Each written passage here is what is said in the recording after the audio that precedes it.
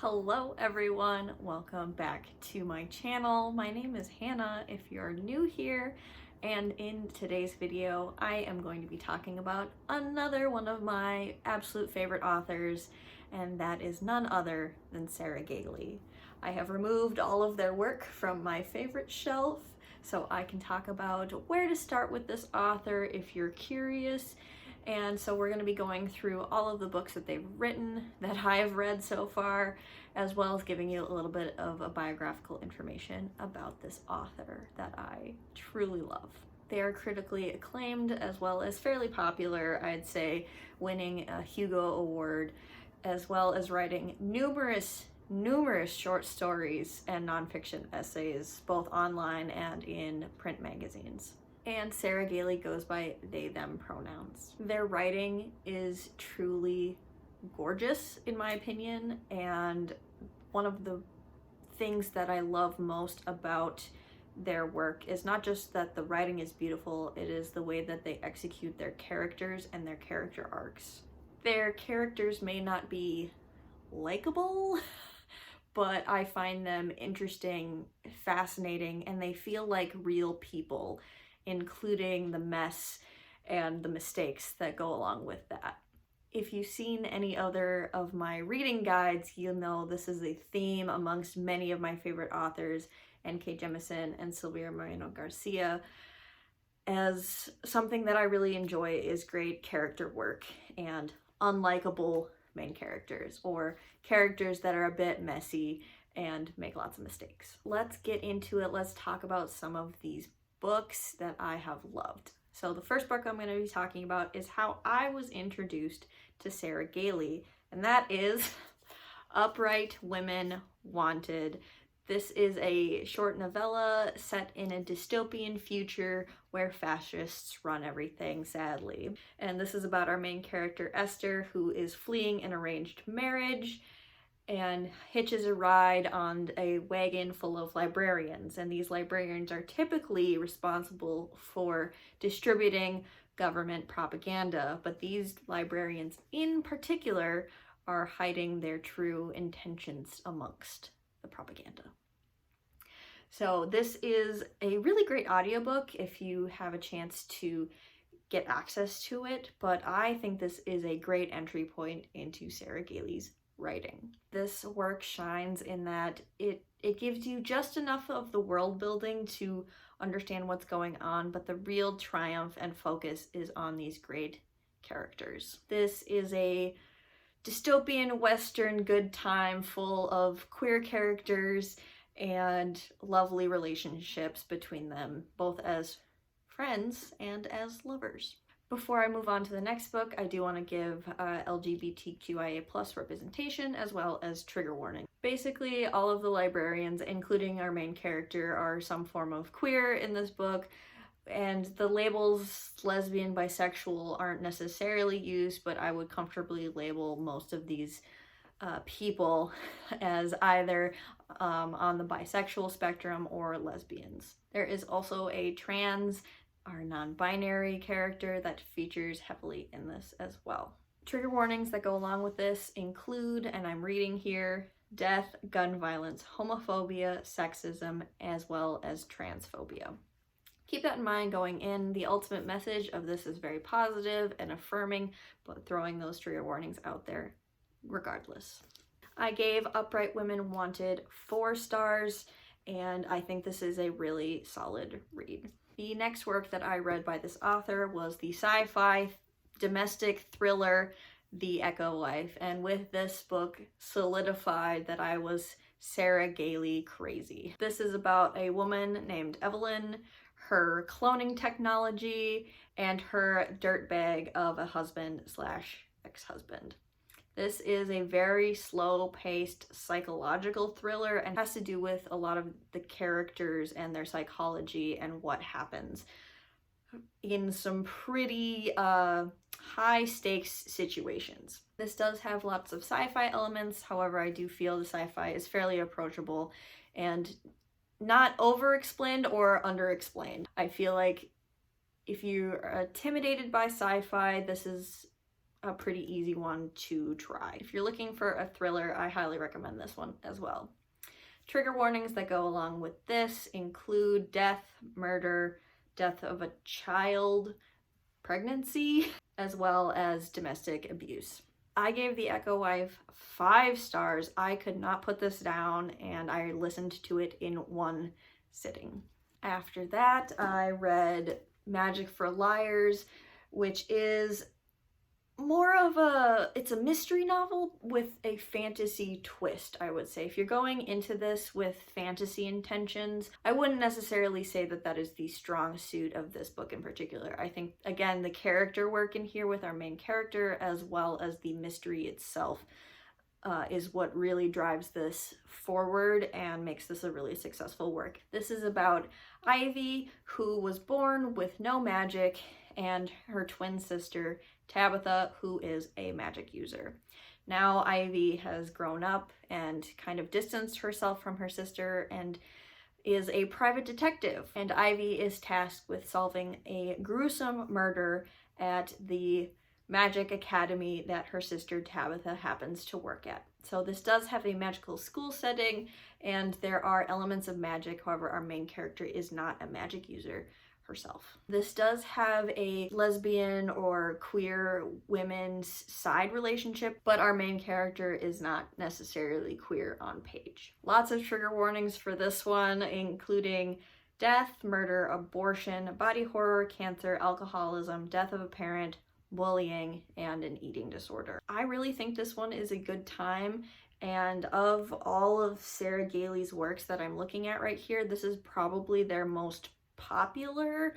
However, in my opinion, this isn't my favorite of their work. I still really enjoy this one and gave this one a 4.5 out of 5 stars, but I enjoy some other of their work a little bit more in terms of my personal favorites. Next, we have Sarah Gailey's only series on this list, which is a duology comprising of A River of Teeth and Taste of Marrow. This is an alternate history retelling duology, which is a lot of fun. In this alternate 1890s Louisiana bayou, the US government has imported hippos and started raising them domestically as a form of meat sustenance for the country. However, this has caused some pretty drastic consequences in the negative. Now we have our main character Winslow Houndstooth and his crew of kind of misfit, kind of criminals who are tasked with recapturing some wild hippos that are causing some problems down the river. And Winslow is on a mission of his own. Pretty much every single character on this crew is queer in some fashion, and there is a non-binary primary relationship in this book, and our main character is openly queer. Trigger warnings for this is, I'd say, violence, gun violence, death of an animal, child death, blood, and racism. I think these two books in particular are just a kind of a fun romp more so than anything. It's more of an adventure revenge story, kind of a crew on a mission than anything else. But I think these are a lot of fun. I ended up giving both of these 4 stars, and I really like them. One of my personal faves and probably my most emotional response that I had to a Sarah Gailey work is the Eat the Rich comic book series. This is a bind-up of all 5 volumes, and I am really emotionally attached to this one. I have a full review for this comic series up on my channel if you'd like additional thoughts and feelings, but I will give you a brief summary here as well. Joey, our main character, is hoping to spend the summer with her longtime boyfriend Astor and his extremely wealthy family on their kind of private island known as Crestfallen Bluffs. But this rich and powerful family are hiding a fairly gory secret. That's all I'll say. This is a horror comic, so I don't want to give too much away. However, the title and what I just described, you can infer for yourself what might transpire throughout this.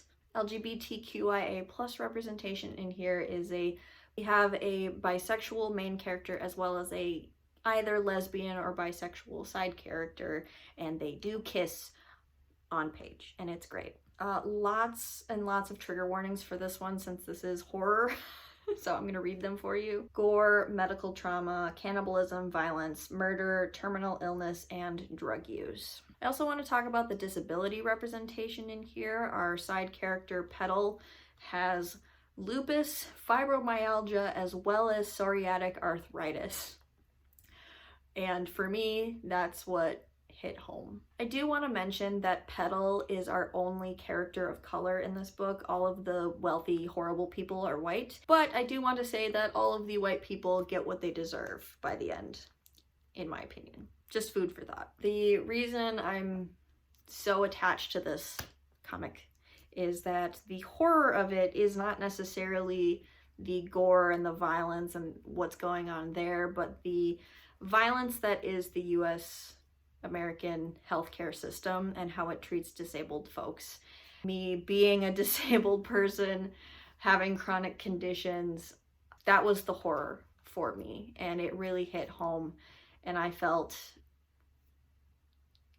very seen reading about Petal and her struggles. And I did cry reading this, and I gave this 5 stars. This is probably an unpopular opinion because I have such an emotional attachment to this comic series, but again, I think if you're a horror fan, you would enjoy this as well. I do want to mention a full-length novel of Sarah Gailey's that I have not read, and that is called When We Were Magic, which is a young adult novel, and I am at the stage in my life where I'm just not as interested in young adult. However, I may read this in the future.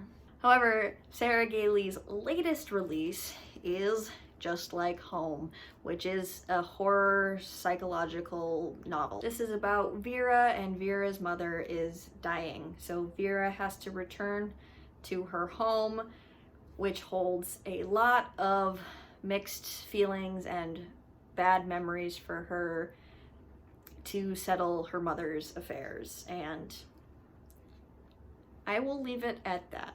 I think it's best going into horror novels now knowing as little as possible, but just enough to pique your interest and to give you trigger warnings so you know if this is going to be a book for you.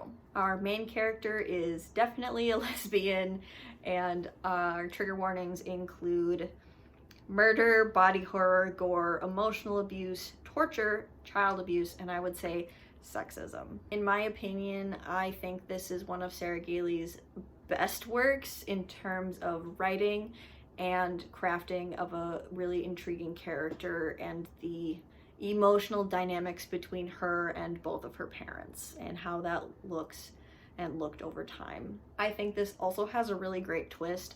I know some people didn't enjoy the twist since it does have a bit of a paranormal aspect to it. However, I think the entire book was leading up to that paranormal aspect.